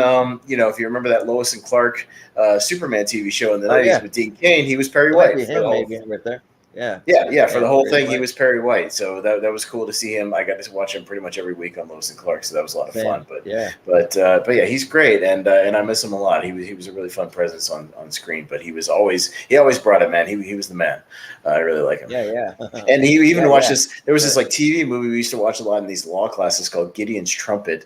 It was an old Henry Fonda movie from like 1980, and it was about the famous Gideon case where they have to read you where you can't represent yourself in court. It was a thing about you have to be able to be provided a lawyer if you can't represent yourself. And that was like the case did that. And then he plays like the guy who's representing Gideon at the end of the movie once he has a lawyer. He's like his lawyer, and he's really good in that too. If you've never seen it, like he's awesome. So Lane Smith, I miss him a lot. Yeah, he was always a good presence. So good dude. Yeah. Yeah. So the next one I want to bring up, Michael Sheen. So. Michael Sheen. Yeah. He was in Tron Legacy. Yeah, he's in Tron Legacy. I'm trying to remember the name of the character. I wrote it down here. He was in. He played Castor, aka Zeus from Tron Legacy, like one of the guys. He goes to help, and then he gets betrayed by him, kind of thing. So But he plays like he's really good at like playing these like real eccentric kind of characters, just kind of like like just like the real kind of like bombastic kind of characters. Like he's been in, let's see, probably his most leading role, and he actually got to be kind of a lead role for one movie. He's in that movie Frost Nixon. He's Frost, and Frost Nixon, the guy who interviews him. So that was kind of like probably his biggest role. That he never really jumped into like the A-list after that, but that was definitely one of his cooler roles because he was kind of the lead in that movie. That, and then one of the other ones he was the lead in. He was in that Amazon series Good Omens, where like he was the angel versus the demon. He played the angel. He was the good one, kind of walking around. He had some pretty funny lines, pretty entertaining in there. And then also he shows up in that show Prodigal Son. He plays the like serial killer that's with I always forget the guy who was in that like Western series on AMC. Anson Mount is like his son from that too. He's in Passengers too. He's the bartender. He's the bartender. Yeah, so like that's a pretty fun role too. Kind of playing a bit of an android like in the future too. And then also he showed up in one of the Twilight movies playing one of the vampires on the council kind of thing. He's kind of like the vampire that's like the head of the cult like thing or whatever with like the white hair and shit. Like, yeah, he's very over the top in that movie. Very, very chewing scenery in that movie. Yeah, totally. Yeah, but yeah, there's him from the Good Omens there, going up against I always forget, is it David Tennant from Doctor Who? Yeah, David Tennant from Doctor Who. Yeah. But I wanted to see if I can find a picture of him from a Tron, because he has a pretty cool look to him. When I was watching Tron, I actually rewatched it for one of one of my favorite movie episodes of tournament fights, because it's on there. So like whenever even my favorites come out, I'm like, oh, I got to watch some of my favorite movies. Yeah, there he is in his crazy outfit, kind of guy. Yeah, just like in the grid in Tron there. But yeah, Michael Sheen, he's one of those guys. When I show up, I'm just like, man, I forget how awesome this guy is. So yeah. Totally. So mine is a Blazing Saddles guy who pops up in a lot of movies, and he's just always really funny and really fun to watch. Slim Pickens. Oh yeah, just a great name, fun actor. Yeah, Slim Pickens. You'll pretty much recognize him from, he was on a lot of Westerns. He was in some, which is why they had him in Blazing Saddles, but he is in Blazing Saddles, right there on the left, the color one. He's Mr. Taggart. What in the wide world of sports is it going on here? He's just a lot of fun in that movie. He's in Doctor Strangelove. Yeah, he's the guy who's flying the plane, the pilot, the pilot, and then he rides the nuclear warhead and when they drop the bomb. So, but yeah, he back in the day, man, like if you watch like any of the old shows, Rawhide or Bonanza or The Virginian or any of that stuff, like he always popped up on there. Like he was in a ton of war movies. He was, a bunch of Westerns. I watched that movie, The Getaway, remember, for our action series, and he pops up at the end of The Getaway. Like they go to like ask him to buy his truck basically, and he just pops up in that for a couple scenes. But he's a ton of fun. Like I love Slim Pickens and I just love Blazing Saddles so much, but he's always great when he pops up. And when I went back and watched Doctor Strangelove, it gave me a new appreciation for his character, because there he is in The Getaway, and the other color one where he's driving the car right there. That's him in The Getaway. Yeah, he shows up at the end of that Getaway. Yeah, he's a lot of fun. Nice. So yeah, he's and all those old pictures, from old Western TV shows. But Slim Pickens is great. He's a ton of fun. He's a really lovable guy and really, really funny. So I like him a lot. Yeah. Good stuff. Totally. Yeah. Good stuff. Yeah. Let's see. So my next one. Let's see. Oh, so I have Lance Riddick. So bring up. Oh yeah, John Wick. Yeah, from John Wick. He's the concierge. Yeah, he's the guy at the front desk from the concierge.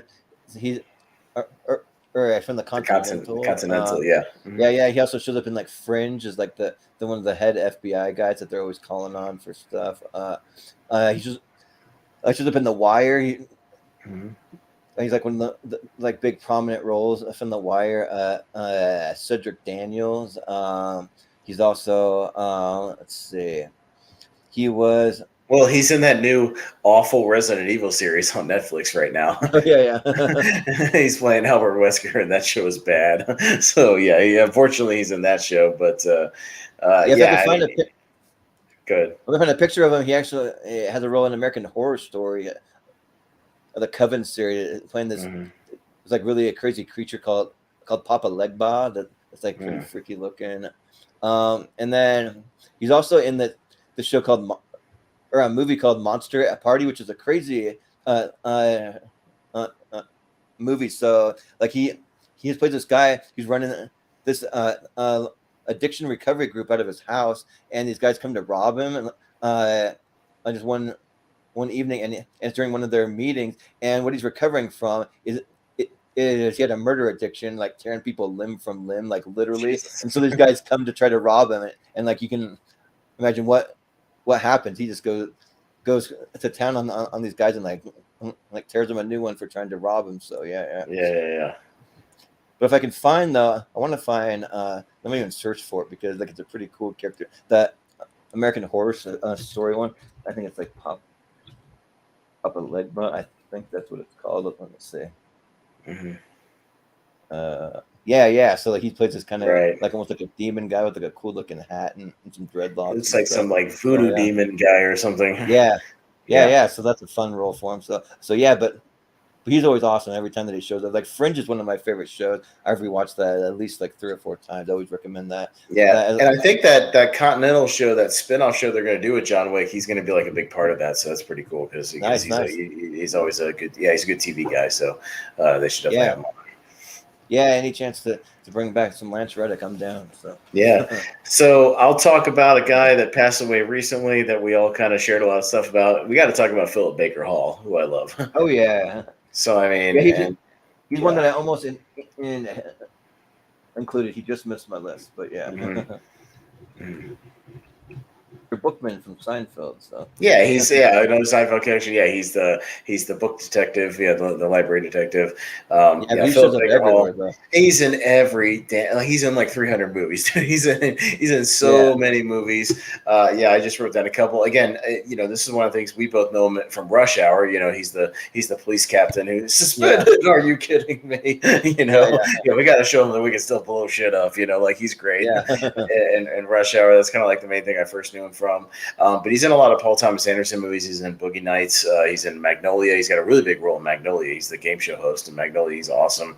Magnolia. Yeah, he's in Air Force One. He's right next to Glenn Close the whole movie. Like just sitting in that conference room. He always plays like a government guy again, or a judge, or some captain, or whatever. There he is in Ghostbusters 2. He plays like a police captain guy in that. He's in Bad Words. He's one of the judges at the beginning of the movie who's like, dude, you can't just come in and compete against children. He's one of those guys. He's in Zodiac. He plays like an author in Zodiac. Like we said, Seinfeld.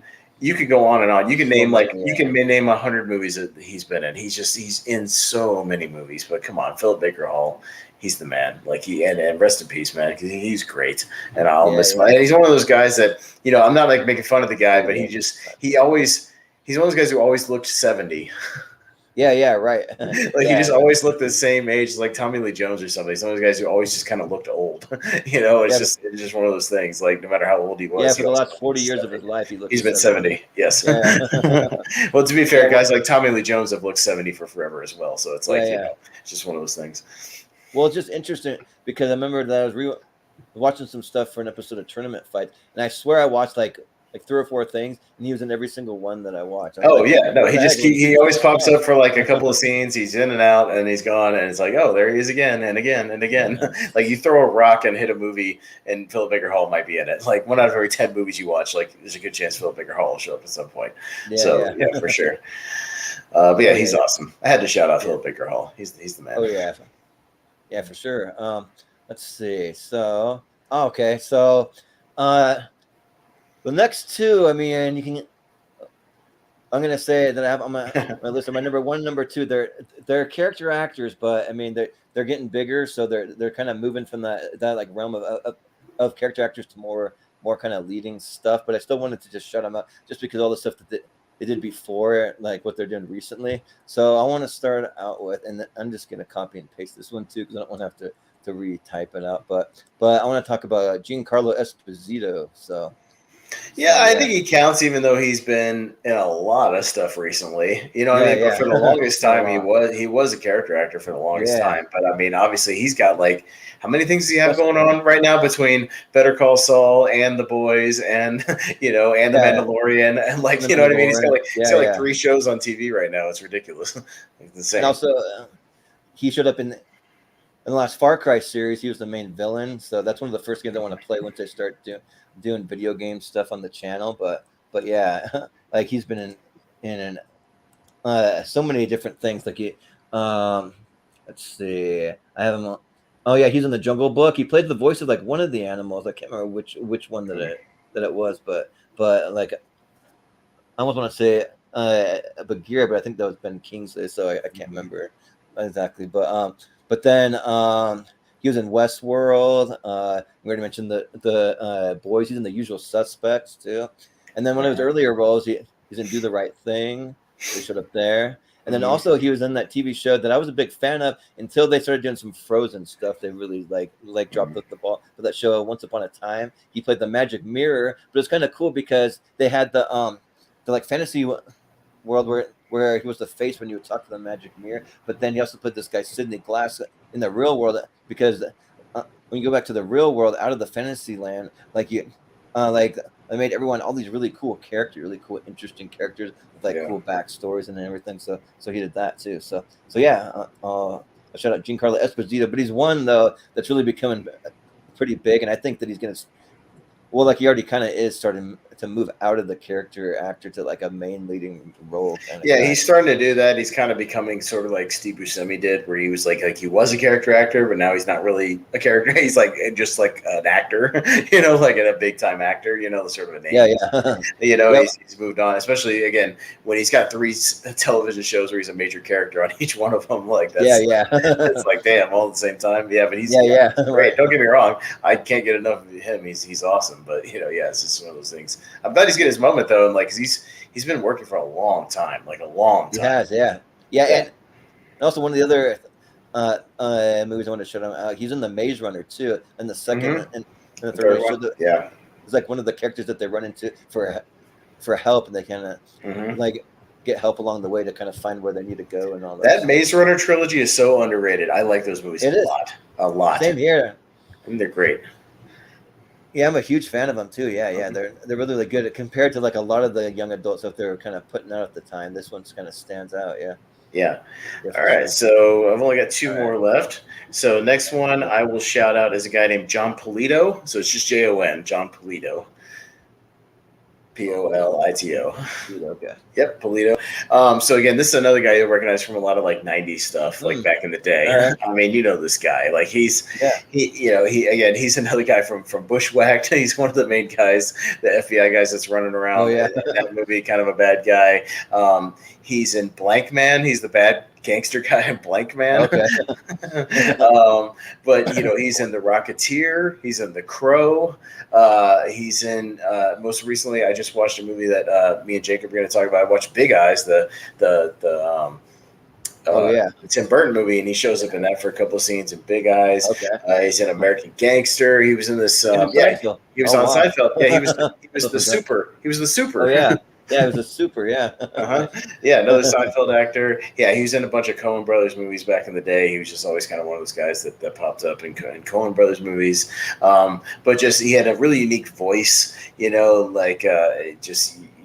of those faces that you just recognize anywhere. So, I'm a big fan of John Polito. And unfortunately, he passed away about 6-7 years ago. But he was really, really good. And, I miss the guy. Really, really, really fun actor. Yeah, he's a guy that I totally forgot about. Like one of those guys that like I wouldn't know him by name, but by the face. Like, that's what character actors, man. That's the great thing about character. I pull him up and you go, oh yeah, look at that guy. He's in the Yeah. That's the idea. He's awesome. Yeah. Well, so for my last one for my number 1, and like he's a guy like I'd still definitely call a character actor, but he's been getting a lot more to do recently. But I'm gonna shout out Walton Goggins. So. Well, yeah, I almost had him, but I think at this point he's like, I think he's finally crossed the line. You know what I mean? I think he's there. Yeah. I think he's there because he's getting there. Yeah, because he was on Justified. My dad's watching The Shield right now. He was on The Shield. He was briefly in Django Unchained. He's Billy Crash, who was about to cut Jamie Foxx's balls off before he gets interrupted. And then you know how much of a Hateful Eight fan I am, and how great he is in Hateful Eight. So Django Unchained and Hateful Eight, a couple of Tarantino there. Yeah, and then he also shows up in that show, who shows up in Vice Principals, and then also The Righteous Gemstones, kind of 2 of those comedies. If you haven't seen either one of those, man, those are 2 of my absolute favorite comedies from the last 10 years, especially The Righteous Gemstone. That one, oh man, he plays Big Baby Billy, one of the like preachers from the family, but he only cares about himself, so it's like however he can get ahead, and he's just really selfish and kind of puts his needs in front of all the rest of the family and all that. And then he also showed up in that movie Fat Man, where he's like hunting down what's his name? I'm on another brain fart. Mel Gibson's character when he's Santa Claus, he's like the guy they hired that. Mm-hmm. So he goes after that. Shows up in Ant-Man and the Wasp too. So he's one of the like semi kind of villain kind of henchmen from Ant-Man in the Wasp. So yeah, like he's become definitely like one of my favorite character actors whenever he pops up, but also like he's almost like a leading role. I just include him because I don't know if he's really had any like prominent leading roles. I mean, The Shield or Justified might be like his two biggest things that he's kind of known for. But Yeah, he got nominated for an Emmy for Justified, but he lost to Game of Thrones. He lost to Peter Dinklage the same year. He got nominated for Justified. So yeah, he just skirted out on getting an Emmy. But I think he's a guy. Well, he's even in that Predators movie. He's the serial killer guy in Predators. Yeah, and he's in the orange jumpsuit the whole time. So I didn't realize that they're making a Fallout series. I just saw that he's rumored to be in the Fallout series as a ghoul. That's kind of interesting. I watch a Fallout series. That's a fun game. But yeah. So that would be my number one if we were actually ranking them. I just kind of thought we'll just name all these, and then if we want to do like a quick just like a rundown of each of our lists, we don't have to make like an actual list. No, because we don't have much crossover, so we'll just do that. But yeah, so my number one guy is a guy who, again, you won't really recognize the name, but when you see this guy, he literally has like 250 credits on IMDb. It's insane. He's in so many movies. It's Emmett Walsh. So it's just the letter M, Emmett Walsh, and you will recognize him. He's still alive. He's like 90 years old. So when he pops up, you will know him. I mean, he's another guy who's looked old forever. But oh my God, this guy has been in like every movie. Yeah, tons. So just to shout out a few, he's in The Jerk with Steve Martin. He's kind of the crazy guy, like madman guy shooting the gun all over the place. Yeah. He's in. I told you to watch Camp Nowhere. He's the Bond guy that's going after Christopher Lloyd the whole movie. T.R. Polk, you know, like chasing after the whole movie. He's in that movie you love that we both love, Christmas with the Cranks. He's the neighbor. But I mean, you know that movie. He's the neighbor who they give the cruise to at the end of the movie. You know, he's the old cranky guy that he doesn't get along with. Yeah. Mm-hmm. He's a voice in The Iron Giant. He's kind of a main voice in that thing. He's in most recently. He's still working. He was in Knives Out. Yeah, like for a couple scenes. He's the villain in Free Willy 2. He's in Critters. He's in Raising Arizona.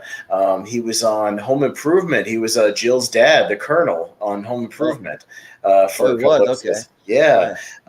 He showed up on there.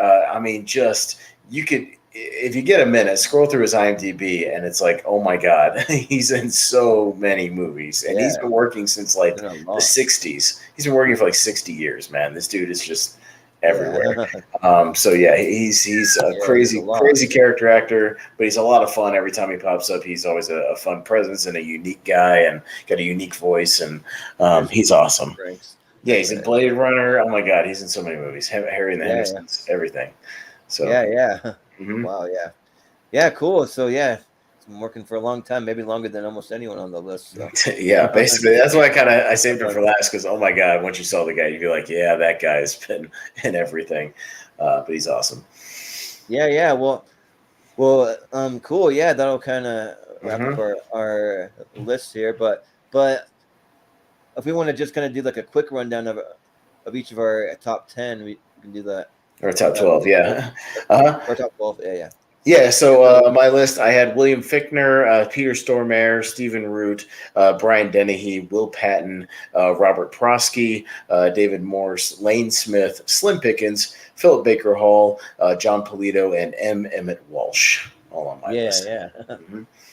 And for me, I had Walton Goggins, Giancarlo Esposito, Lance Riddick, Michael Sheen, Arlie Ermy, Peter Stormare, Shea Wiggum, Hiroyuki Sanada, Sam Elliott, Stephen Root, John C. McGinley, and Harvey Keitel. So yeah, and like these movies, like it wouldn't be as fun as they are today without these reoccurring character actors. It's always fun to just see these guys just pop up and like recognize the face, and then like especially like before the days of like IMDb and like the internet, you'd be like, man, like what was he in? And you have to think for like weeks at a time Yeah, trying to yeah. figure it out. Well, But and like I said, just look goofy it up. random stuff like RoboCop 3 I'm watching, and from the opening 10 minutes, there's like 6 people that I'm like, I go back and I know now, but I didn't know then. You know what I mean? And I'm like, oh my God, there's 6 character actors that I know. And it's like, it's amazing how much these people work. And yeah, going back and watching these big ensemble movies, even these big blockbusters, and you see the little people in those little roles.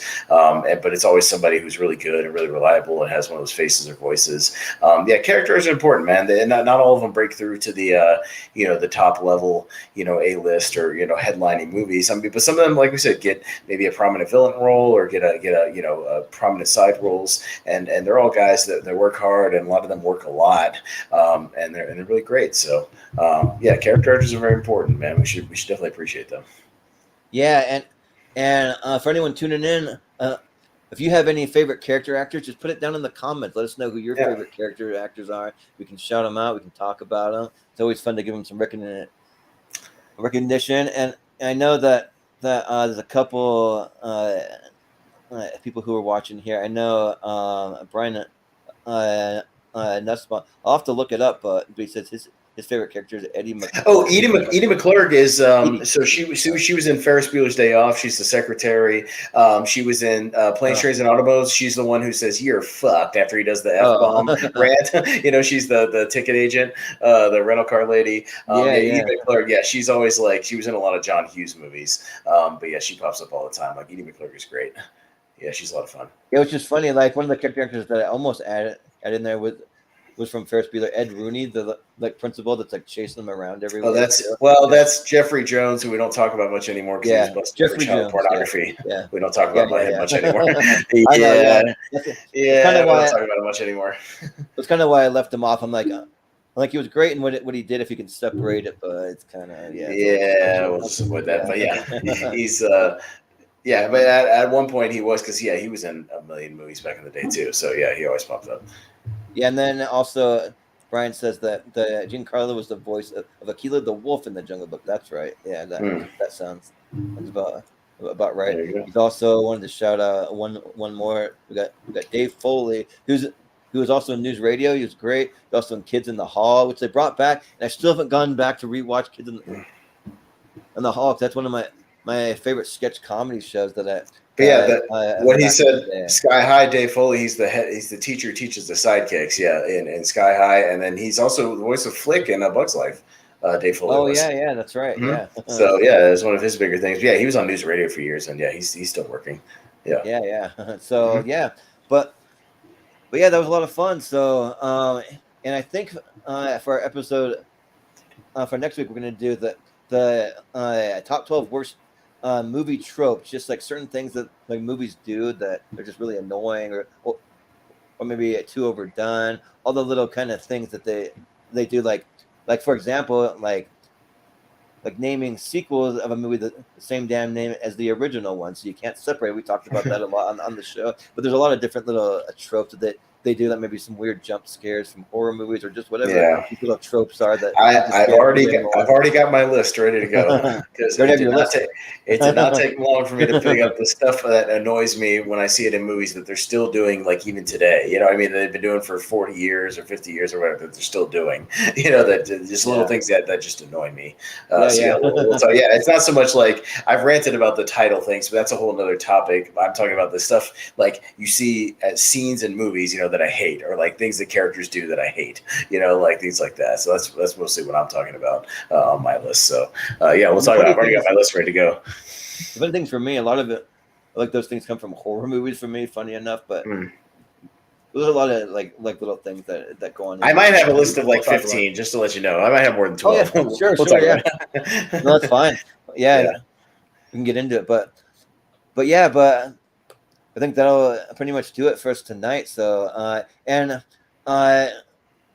if you haven't yet, subscribe to the channel, hit the little bell. Definitely, I do that because we don't really have a set time for the show yet. We usually do it when most of our crew is available. I'm kind of feeling like Friday nights might be a good time to do it if we can do it, but like we'll kind of see though, because we'd like to have a couple of those flexible shows that we can get as many of our crew on as we can. So we'll see. Like uh, definitely me and Austin will usually be popping up. You might see some of your faces, like maybe Jacob Barber or Chris Scott or some of those guys in there.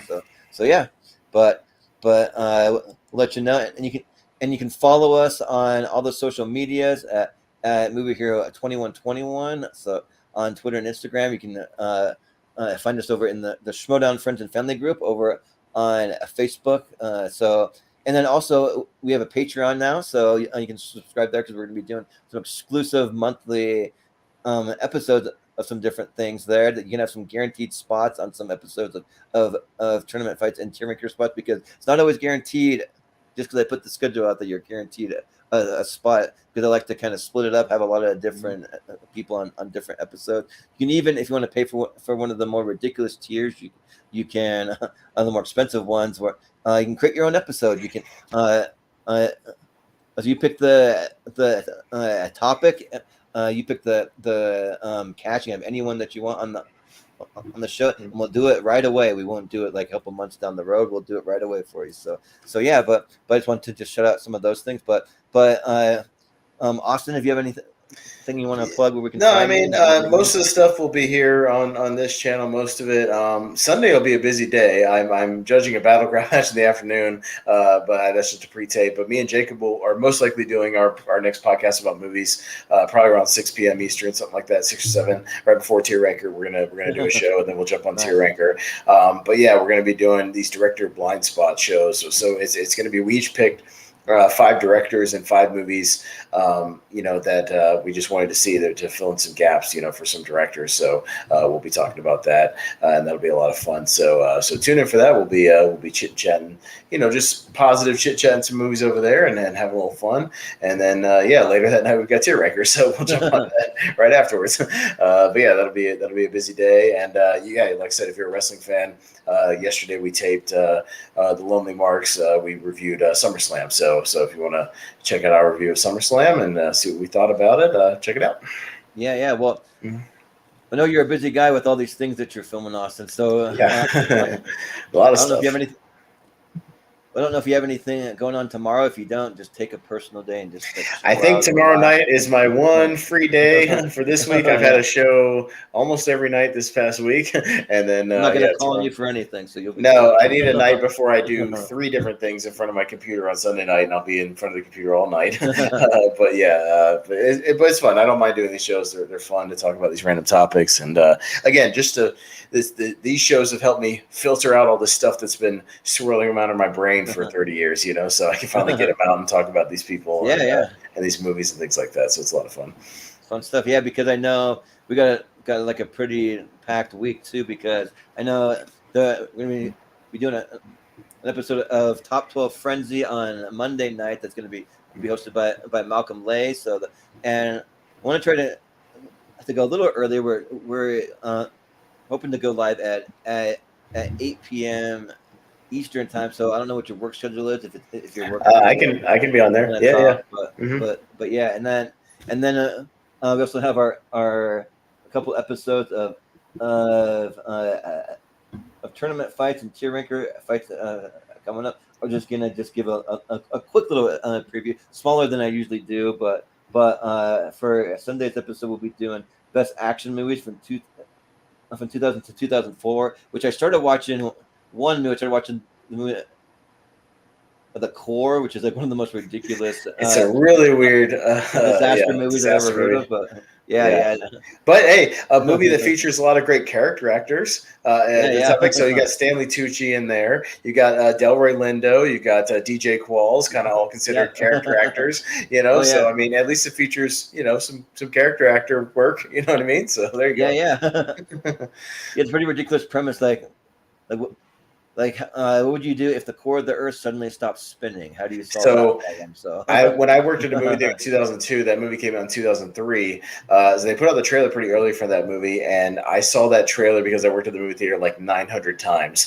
I remember like beat for beat the trailer where he's like, the core of the Earth has stopped spinning. The spinning core protects us from cosmic radiation. Without it, it would literally cook our planet. And then, and then like it shows DJ Qualls being like, I'm gonna need Star Trek tapes and Hot Pockets, and like I'm gonna hack the world. Like it's such a bad movie. It's a really bad movie.